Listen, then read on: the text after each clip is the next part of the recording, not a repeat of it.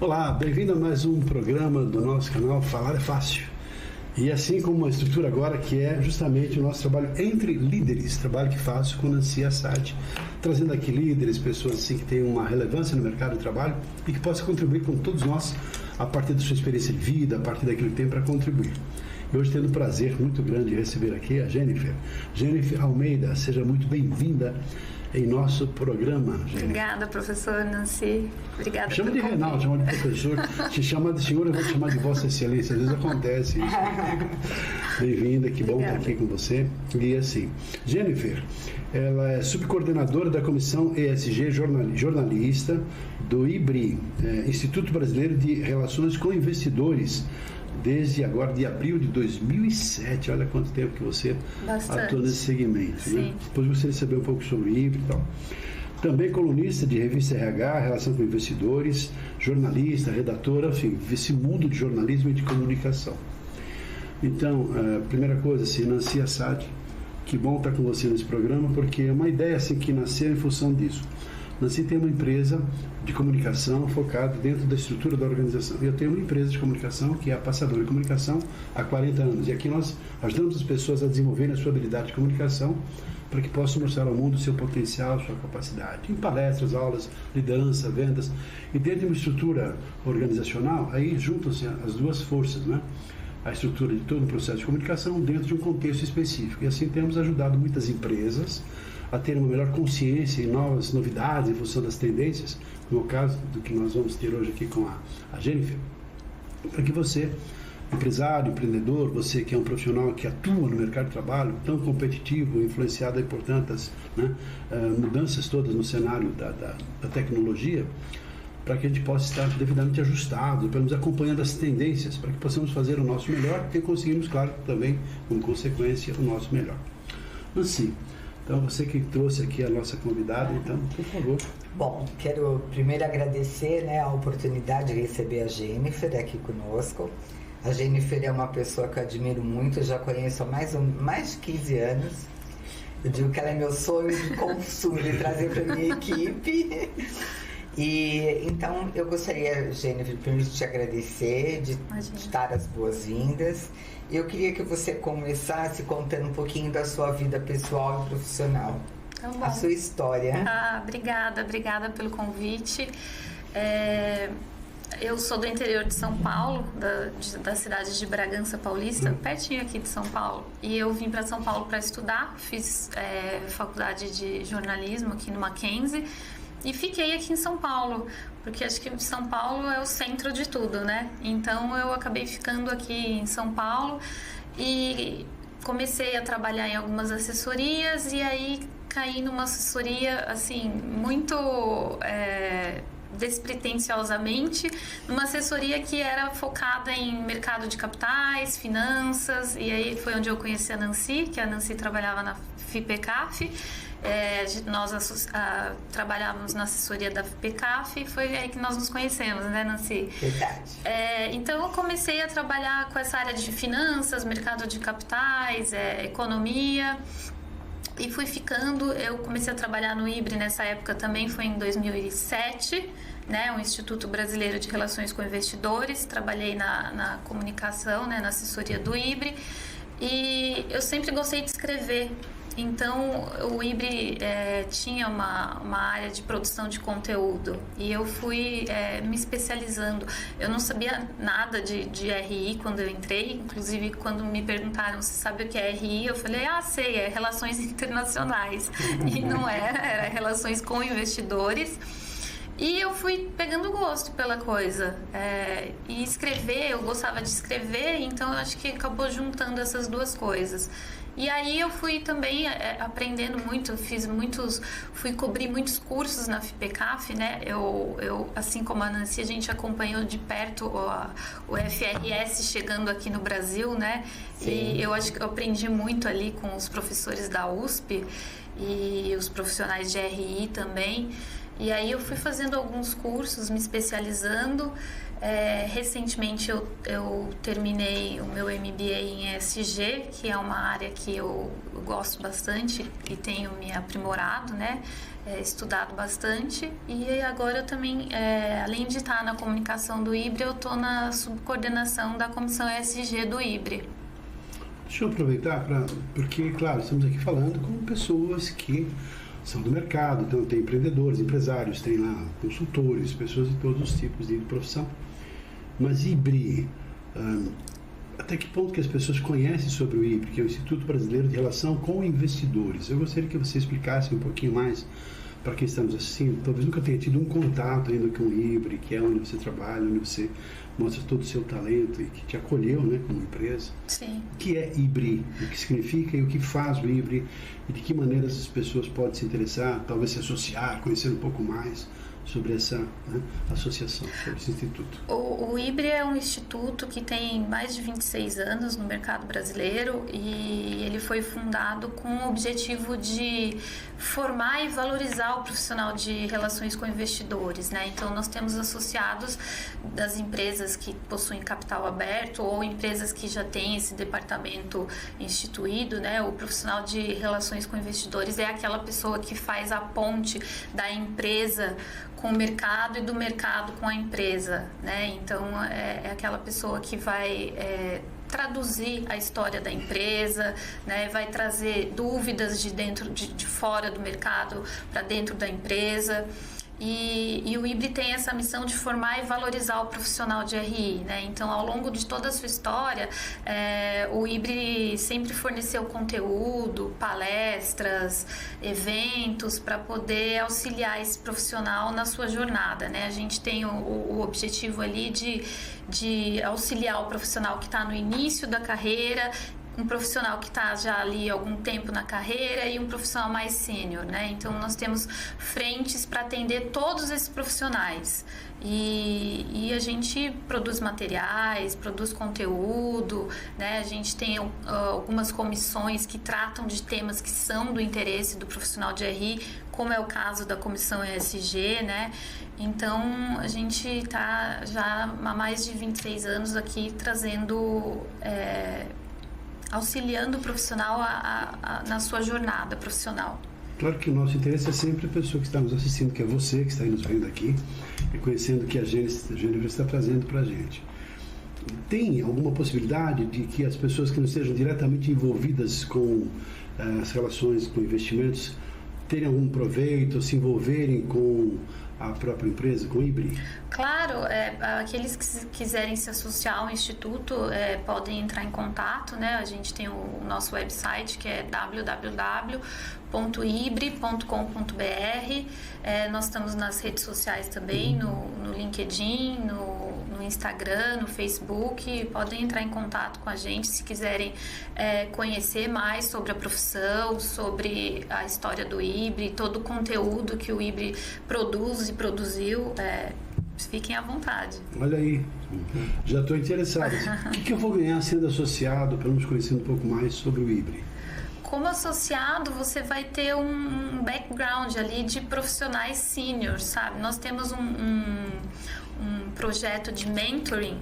Inclusive, eu fiz esse projeto no ano passado, esse programa de mentoring, né? Nós temos profissionais seniors que auxiliam aqueles profissionais que estão entrando ali na carreira, que gostariam de entrar na carreira de relações com investidores ou que já mas estão no início ali da carreira. Então, você tem profissionais que trabalham já há mais de 10, 15, 20 anos na profissão de RI e estão ali te auxiliando para trocar experiência, né? Para dar insights, tirar dúvidas, né? Então, esse programa é exclusivo para os associados do IBRE e não tem custo nenhum, tá? Nós temos conteúdos que os associados podem se atualizar na carreira, né? Temos sempre produção de eventos, né, com profissionais que trazem temas que estão na agenda do RI, né? Promovemos networking, né? Todo ano o IBRE produz, junto com a Abrasca, né, que é a Associação Brasileira das Companhias Abertas, abertas um encontro internacional de relações com investidores e mercado de capitais. Este é o maior evento da América Latina e traz profissionais de todas as áreas, contabilidade, comunicação, para trazer ali as novidades, né, e o que o mercado tá trazendo e exigindo do profissional de RI. Então, assim, é uma gama de benefícios que as pessoas que se associam têm quando estão ali no Instituto. Eu estou entendendo um pouquinho a magnitude, a grandeza do IBRI, e eu mesmo, praticamente, confesso, não tinha essa percepção dessa dimensão. Então, é assim, hoje uma associação, uma entidade que congrega quantos associados, ela é espalhada pelo Brasil, existe só em São Paulo, existe em outros estados, como é que... Não, a gente não está só em São Paulo, a nossa sede é aqui em São Paulo, mas nós temos as regionais, a gente tem Minas Gerais, Rio de Janeiro e Sul. Né? E aquelas pessoas que estão fora dessas praças podem se associar porque vão ter todo o resguardo de nós aqui de São Paulo, né? E a gente tem feito muito evento também online, né? Então, assim, as pessoas podem acompanhar e qualquer dúvida, o programa de mentoring foi feito online, né? Eu fiz mesmo, o meu mentor, ele ficava em Minas Gerais, então a gente fez todo o trabalho online. Acho que o online trouxe essa proximidade, né?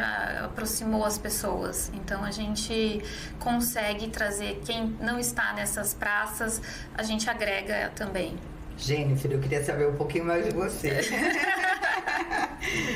Como você disse, nós nos conhecemos na FPCAF. É importante dizer que a FPCAF é uma fundação da FEA-USP. Sim.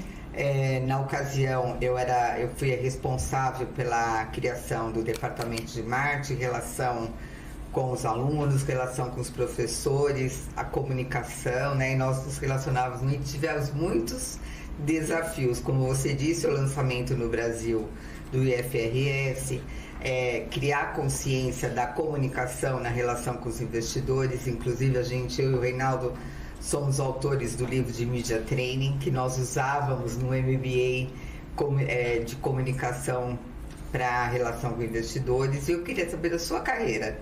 Como é que foi? Como é que você entrou na comunicação?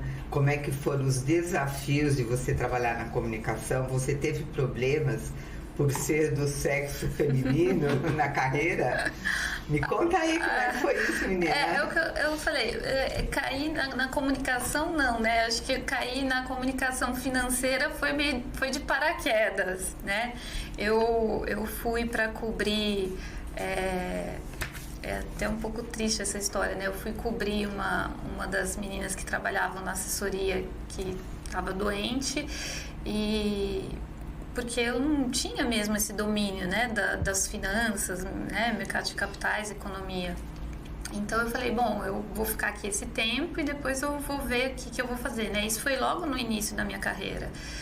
E acabou que essa pessoa faleceu e aí eu acabei ficando. E fui ficando e tô até hoje. Mas tive desafios, porque no começo eu não tinha a experiência, né, do assunto e por ser mulher, era jovem, né? Então eu sofri um pouco, mas eu acho que a gente tem que... Sofreu em que sentido? No sentido de achar ela é bonitinha, só tá aqui porque, sabe, é mulher, ou, né, tá aqui, né, veio aqui só escrever um pouquinho, não sei, no começo foi, mas não foi assim, isso eu acho que não foi assim o desafio. Acho que isso foi bem pouco, porque eu acho que conforme você vai ganhando a confiança, né, das pessoas, e você vai mostrando que você tá ali e você tá querendo aprender e você tá, né, comprometida com o trabalho, aí as coisas acabam fluindo, né? Mas eu acho que existe sim ainda esse preconceito com a mulher, de que a mulher não sabe, né, ou tá ali porque, né, um rostinho bonitinho. Existe, a gente sabe que existe, né? Então, o que você diria para os jovens que estão começando a carreira? Porque jornalismo hoje é complicado, né? porque não se exige diploma. Não. Então qualquer um pode ser jornalista, teoricamente. E a gente também tem o desafio da inteligência artificial. Temos. Porque hoje, lá na nossa empresa, nós proibimos de usar a inteligência artificial. E a gente vê muitas coisas publicadas na internet que vieram da inteligência artificial, né? Sim. Porque é uma coisa muito impessoal e muito sem sentimento. O que você poderia dizer a respeito disso? Olha, eu daria a seguinte sugestão ou dica. Se você está querendo buscar uma carreira hoje, eu acho que é importante você combinar as áreas que você tem um talento, tem um gosto, com a compatibilidade do mercado hoje, né? Porque o mercado hoje tá um pouco cruel, acho que sempre foi, né? Mas está mais cruel, acho que por conta disso também, da gente ter a inteligência artificial, né? Muito se fala que algumas profissões vão ser banidas, inclusive a nossa, né? Eu não sei se isso vai acontecer, acho que não, né? Porque a gente precisa da pessoa ali para filtrar, para interpretar os fatos, as notícias, né? Então eu acredito que nós não vamos, a nossa profissão não vai acabar, né? Eu acho que utilizar a inteligência artificial ao seu favor, sim, né? Acho que pode ser um ganho, mas eu acho que combinar a sua paixão com o que o mercado está precisando ali, sabe? Eu acho que hoje, se eu fosse escolher, eu não sei se eu escolheria jornalismo, tá? Eu acho que eu escolheria com certeza alguma coisa na área de humanas, que é a minha área, a minha paixão, mas eu acho que eu combinaria alguma coisa com o que o mercado precisa, sabe? Então, o mercado muito está falando de ESG, né? Como é que você vê a comunicação verbal, né? Que é um trabalho aqui da Passadori, a comunicação e a expressão verbal e a comunicação corporativa. Eu me lembro que quando a gente dava aula no curso, dava um Media Training, a comunicação, no curso de RI, eles não valorizavam muito, né? Para eles a comunicação eram aqueles relatórios integrados, aqueles informes obrigatórios por lei, mas eles se esquecem que quando um executivo de uma organização dá uma entrevista, ele pode levantar a sua ação ou derrubar, né? Sim. Então, a gente procurava criar essa consciência. Como que você fala a verdade dentro da lei, mas de uma forma, assim, cativante, que você realmente conquiste o seu público, né? Isso envolve a comunicação e a expressão verbal e também a comunicação corporativa. Porque você tem os conteúdos, né, obrigatórios e aqueles que você não pode divulgar. Como que você vê a comunicação nesse contexto de ESG, que é a carreira do futuro, né? Eu acho que a comunicação, ela está cada vez mais hoje direcionada ao público, né? Então, por exemplo, público pessoa física é completamente diferente do investidor institucional, por exemplo. Eu acho que cada vez mais a linguagem precisa ser adequada a isso, sabe? Pessoa física, eu acho que tem que ser uma linguagem mais do dia a dia, sabe? E tem que ser traduzida, né? O profissional tem que vai fazer essa comunicação, precisa traduzir isso para o contexto da pessoa física que está ali, para que ela possa entender, né? Então eu acho que precisa ter esse ajuste na comunicação, né? Segmentar. E hoje nós temos as mídias sociais, né? Então um vídeo tem que ser diferente de um comunicado por escrito, né? Um press release, por exemplo, né? Então fazer um vídeo explicando o resultado financeiro ou qual é o compromisso da empresa com o ESG, né? Ou a sustentabilidade. Eu acho que fazer esses movimentos, né, essas coisas, eu acho que acabam ajudando na comunicação. Eu acho que o Reinaldo, eu queria ouvir o Reinaldo um pouquinho. O que você gostaria de comentar da comunicação nesse universo do ESG? Eu penso assim, a comunicação ela é a base de todo um processo de relacionamento em todos os níveis e sentidos. A comunicação fez com que nós nos percebêssemos como seres humanos, como pessoas que estão aqui, como um processo evolutivo. independente de homens, mulheres e quaisquer que sejam as tendências, estamos aqui como seres humanos buscando a evolução. A evolução acontece na medida que estamos abertos para aceitar as novidades, para, enfim, lidarmos com as nossas dificuldades e nos desenvolvermos. Eu penso que, basicamente, a comunicação ela nos leva a um sentido muito mais profundo do que apenas de sobrevivência, em termos de trabalho, de relacionamento, de criar família, etc. e filhos. Essa transcendência que tem a ver com a nossa percepção de que somos seres espirituais vivendo uma experiência humana e que temos aqui, creio, um legado. E quanto mais uma pessoa desenvolve essa percepção de que ela está aqui não apenas para nascer, morrer, casar, depois acabou, não sei o que, morrer, para alguma coisa muito maior. A comunicação permeia todas as fases da nossa vida.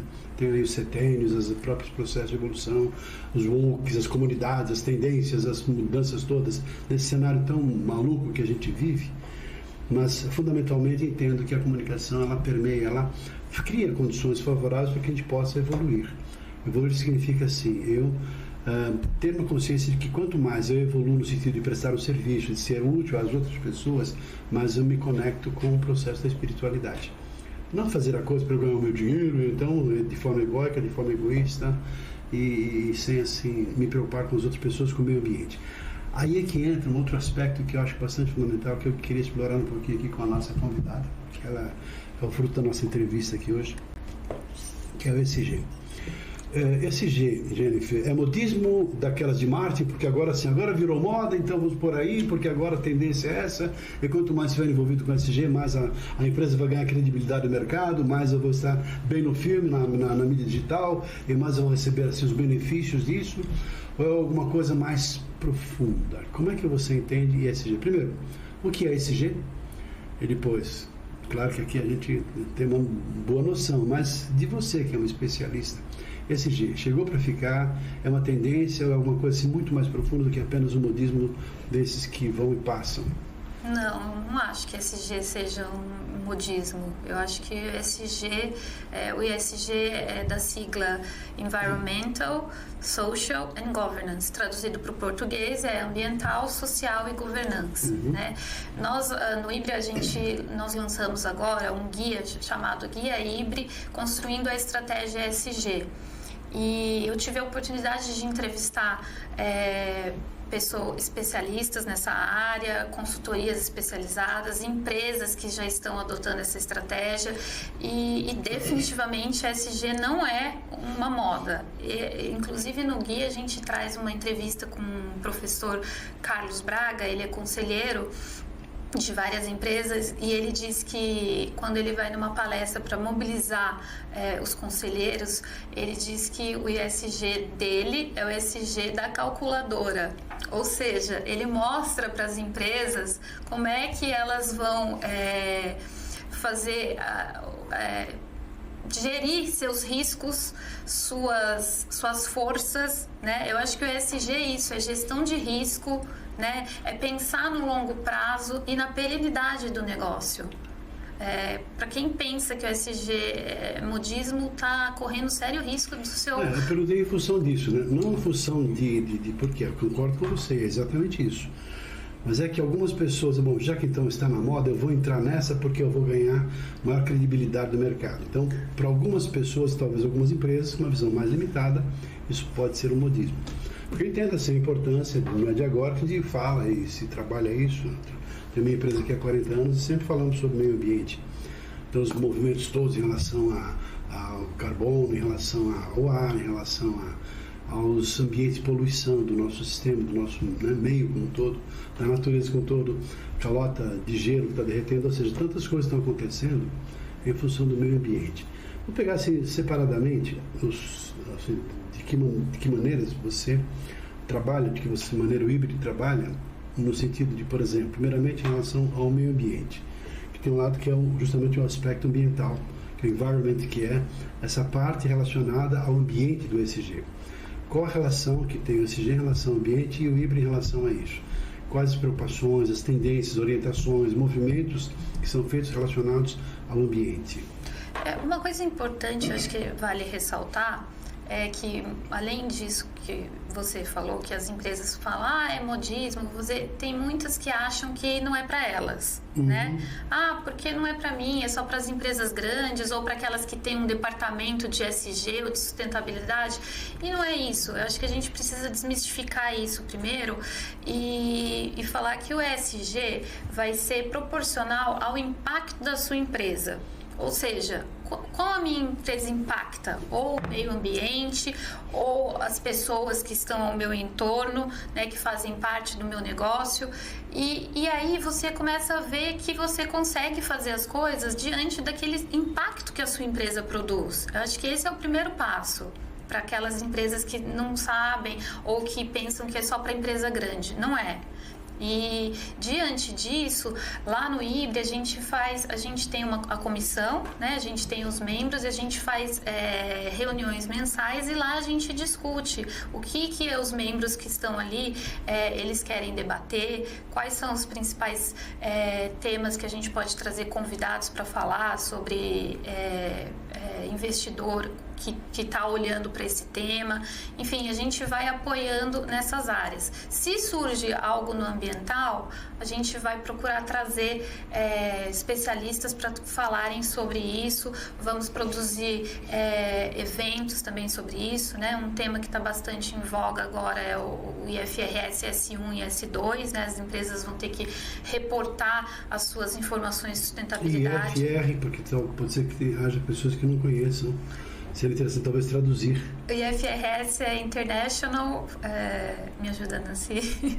International Financial são regras, Report. Traduzindo assim numa linguagem popular, são regras internacionais de contabilidade que você só trabalhava dentro do padrão brasileiro. Sim. E aí, que ano que foi? 2012? 2008, eu acho. 2008, 2009, essas regras internacionais vieram para o Brasil.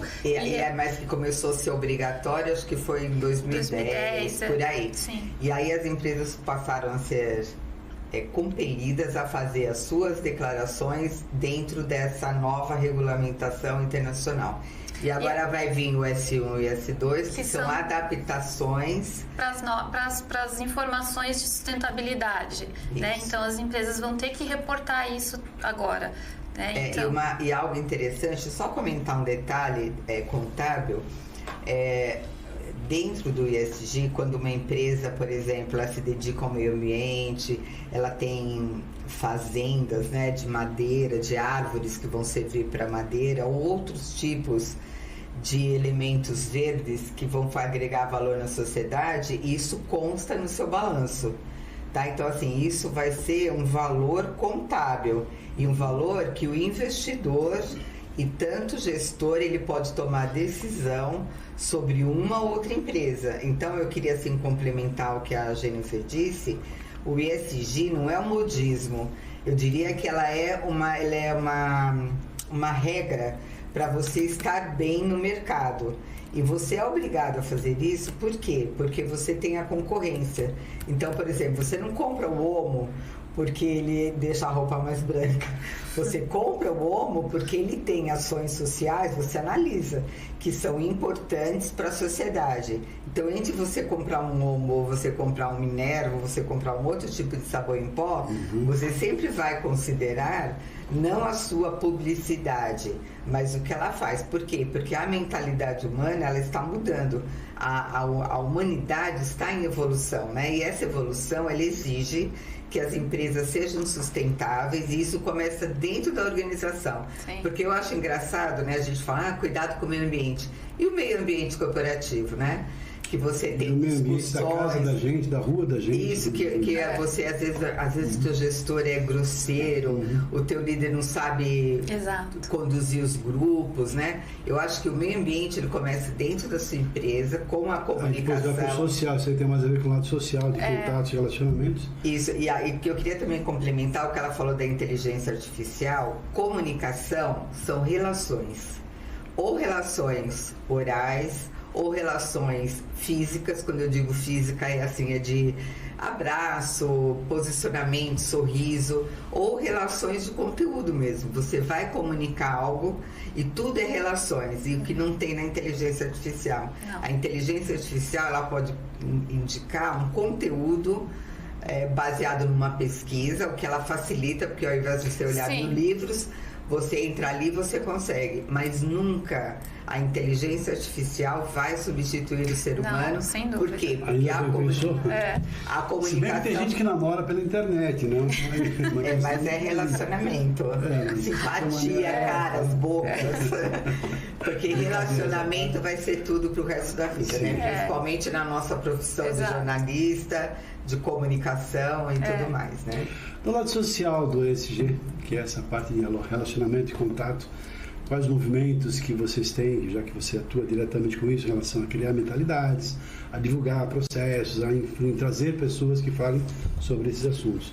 Qual é a visão que o IBRE tem em relação a questões de relacionamento que tem a ver com o lado social do ESG? Eu acho que o relacionamento, ou qualquer tipo dele, né, como a Nancy acabou de falar, eu acho que tem que ser transparente, né, verdadeiro. E a comunicação tem que ser equânime para todos, né? Então eu acho que a gente tem que ter esse olhar, e as empresas também, né, pro social, né, para o funcionário que trabalha ali dentro, né, para a sua comunidade do entorno, para os seus fornecedores, né? Eu acho que uma coisa que a gente vê bastante falar, né, no ESG hoje são as empresas com cadeias de fornecedores muito longas, né? E vai ser preciso rastrear todas essas cadeias, né? Para a gente não ter, para a empresa não ter o risco de ter um fornecedor que tem trabalhadores em similares à escravidão, né? A gente já teve casos aqui no Brasil que a gente conhece, né? Deve ter ainda, e ainda existe, ali, né? Mas eu acho que quando a empresa se compromete com isso, fica mais fácil de olhar para essa cadeia e ver, né, quais são os fornecedores, quais são os meus fornecedores, né? Eu conheço todos eles, né? Como é que eles tratam esses funcionários, né? Eu estou entendendo assim, que eu posso fazer a comparação como uma onda que vai se propagando de maneira geral, envolvendo todo mundo direto ou indiretamente. Quem não estiver envolvido acaba sendo assim atropelado pela onda ou assim convidado a participar dessa onda e desfrutar uma nova tendência que chega nesse contexto. Sem dúvida. É uma coisa interessante que eu acho no contexto ESG são as relações governamentais. Sim. Quando você fala relações governamentais, né, as pessoas pensam em lobby, mas não é isso. Eu tenho uma experiência muito grande, mesmo antes de ESG ser moda, eu amo fazer trabalho social. Então eu trabalhei muitos anos aqui na região de Pirituba, na zona noroeste. Eu fazia parceria com a prefeitura, com a Secretaria de Cultura, eu como empresa corporativa, para que a gente desenvolvesse projetos culturais e sociais que beneficiassem a comunidade do entorno. Sem dúvida. Porque a organização que eu trabalhava, que era a Companhia City, ela tinha uma área muito grande lá e ela tinha uma preocupação muito grande, tanto com o meio ambiente como com as comunidades. E eu desenvolvi essa experiência e foi ótima, porque nós dávamos dinheiro, eu fazia a coordenação, a criação dos projetos, a prefeitura local e a Secretaria de Cultura dava mão de obra, estrutura. Então, em conjunto, a gente fazia uma diferença muito grande nas comunidades.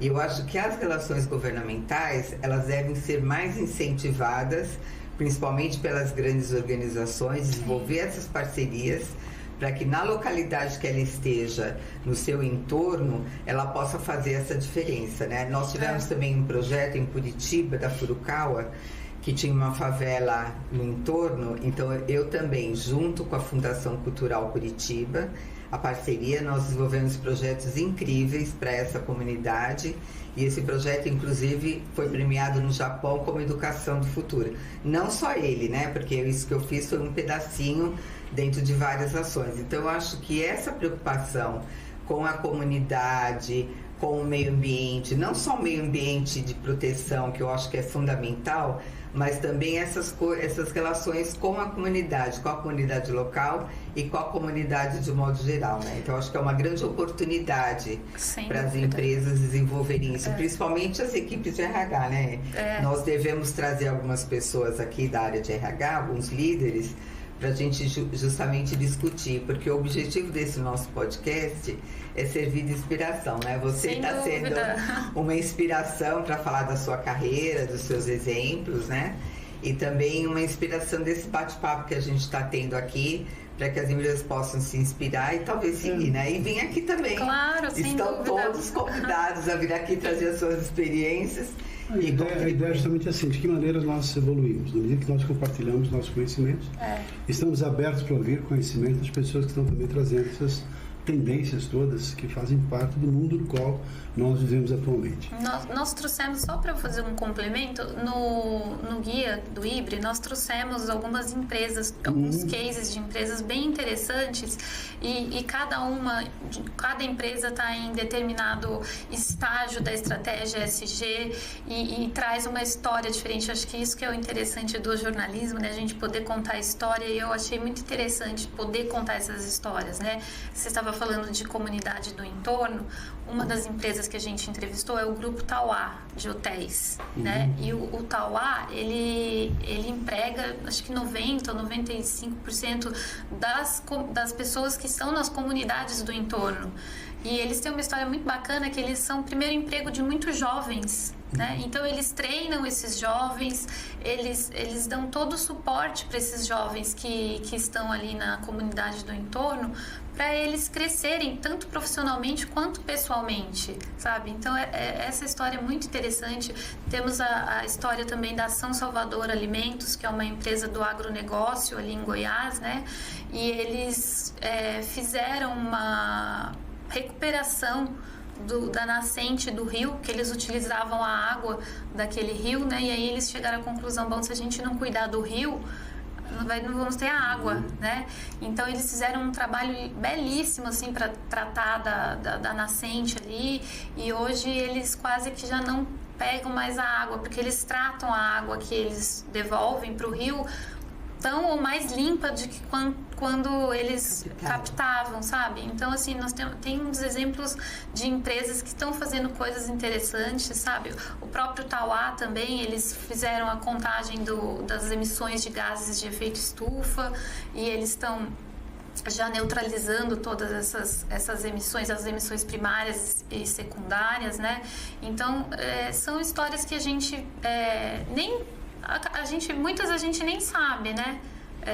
Mas acaba sendo aquela, como no antigo filme chamado A Onda do Bem, né? Porque faz uma coisa bem aqui, dá pouco não sabe, dá pouco acaba tendo reflexo. Poxa, me inspiro nessa possibilidade, olha só que exemplo bom, por que não vou implantar isso na minha empresa também? De repente a coisa se movimenta. E só para terminar, um último exemplo que eu gostaria de falar é a Petz. A gente tem, todo mundo acho que tem cachorro, animal, né? A Petz tem uma linha própria de tapetes higiênicos, que é da marca Petix. E a Petz, eles fazem um projeto muito legal, que assim, eles pegam fraldas de refúgio. Eles têm parceria com todas as empresas que fazem fraldas, né? Fraldas de bebê e fralda geriátrica.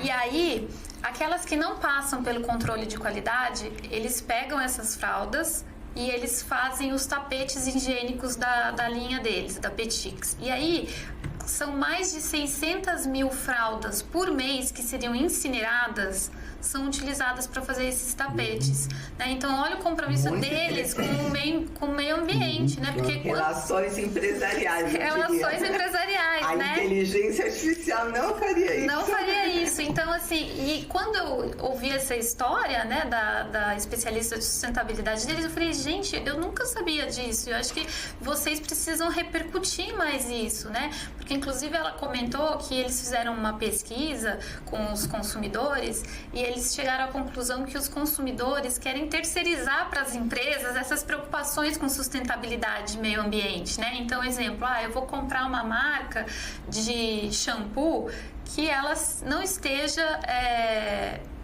fazendo poluindo ao meio ambiente, né? E não tenha componentes animais. O que você falou do ovo, né? Que você deu o exemplo, né? Eu vou comprar porque ele está fazendo ações sustentáveis, está usando menos água ou está reutilizando água, né?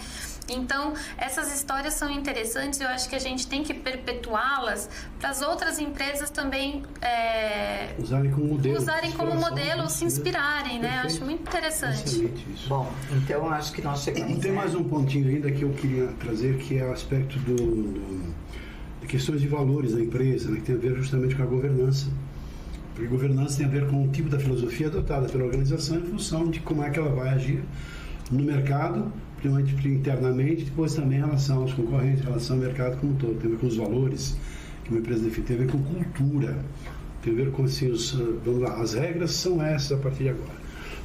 Quando inspiradas, lastreadas por uma estrutura sólida em termos de valores, não tem como as coisas darem erradas. Na nossa própria vida, se adotamos certos valores fundamentais que definimos como código de honra e fazemos as nossas escolhas baseadas nesses valores fundamentais, fazendo escolhas, tomando decisões, não tem como errar. Então, assim, são esses padrões, né, que definem procedimentos, que todo mundo, então, é envolvido naquele contexto. Então, são as regras que passam, talvez, a cultura que é criada, gerada e que é implantada numa estrutura organizacional que tem lá seus métodos, as suas regras fundamentais para isso acontecer. É isso?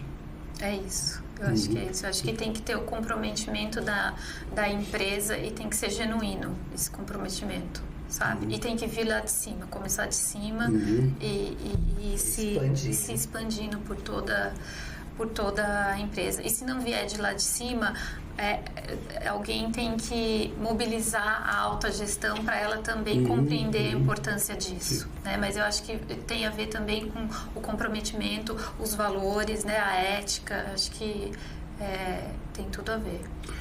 Bom, como disse a Nancy, estamos caminhando para o final do nosso programa, mas não antes de te convidar para você deixar aqui o seu contato, caso alguém queira saber um pouco lá sobre IBRI, sobre o trabalho que você realiza, sobre ESG, fique à vontade. Eu diria assim, eu gostaria que você finalizasse, né, com uma mensagem sua, que você quer deixar, né, de mensagem positiva, para deixar sua marquinha aqui no mundo. E aí você fala dos seus contatos, porque você, além do IBRI, você também é jornalista e tem a sua própria empresa e pode atender muita gente. Claro, eu acho que a minha mensagem é... Eu sou mãe, então acho que depois que eu me tornei mãe, eu fiquei mais preocupada em deixar um mundo melhor para minha filha. Minha filha, a Laura. Eu acho que quando a gente se torna mãe, né, Nancy, esse desejo brota, né, dentro de nós. Então eu gostaria de deixar um mundo melhor para minha filha e para os filhos da minha filha, né? Então eu acho que quando eu comecei a me interessar por ESG, eu acho que tem um pouco disso também. E eu gostaria de ver as mulheres serem mais bem tratadas dentro dos ambientes corporativos, sabe? E domésticos, né? E domésticos também, né? Uma amiga uma vez me falou, nós fornecemos a força de trabalho para o mercado de trabalho e para o mundo. Então eu acho que nós deveríamos ser mais bem tratadas e termos mais opções de poder ser mãe, ser uma mulher que trabalha e que quer trabalhar, né? Então eu acho que eu gostaria de ver isso, assim, no curto prazo eu sei que não vai acontecer, né? Mas no médio e longo prazo acho que as novas gerações que estão vindo aí são mais abertas a isso, né? Então eu gostaria de ver isso. Eu gostaria de ver a minha filha, quando se tornasse mãe, poder ter o trabalho dela de volta, né? Quando ela voltasse a trabalhar, né? Eu ouvi uma vez, o ano passado, numa palestra, um executivo de uma grande empresa dizer assim: eu não sei o que acontece quando as mulheres voltam da licença de trabalho, porque elas não têm o mesmo desempenho que elas tinham quando elas antes de se tornarem mães.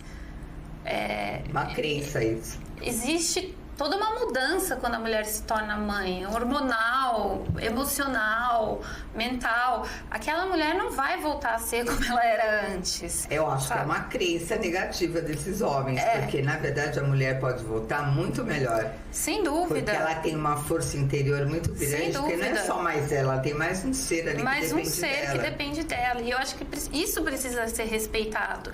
Isso precisa ser respeitado dentro de casa e dentro do ambiente corporativo onde ela está inserida. Então, eu acho que é isso. Deixa seus contatos. Meus contatos no LinkedIn é Jennifer Almeida.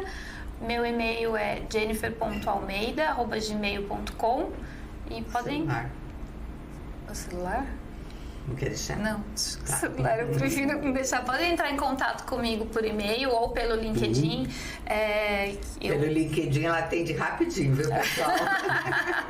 Eu respondo rápido, sim. Podem mandar. E se quiserem conhecer o IBRE, a nossa comissão ESG, estão todos convidados também. Tá, Jennifer, eu queria agradecer imensamente a sua participação. Obrigada, Nancy. Foi muito Obrigada, rica. Reinaldo. Você é uma querida. Obrigada. Espero contar com você em outras oportunidades. Claro.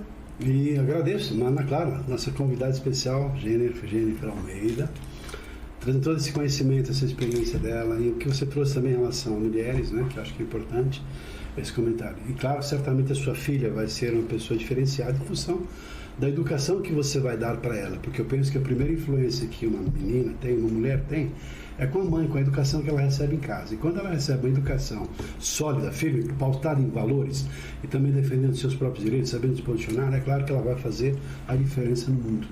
É um mundo que está em processo de mudanças mesmo, na conscientização de nós homens em relação à valorização da mulher, mas principalmente em relação à própria mulher, que passa a se valorizar mais e mais e buscar os seus espaços, né?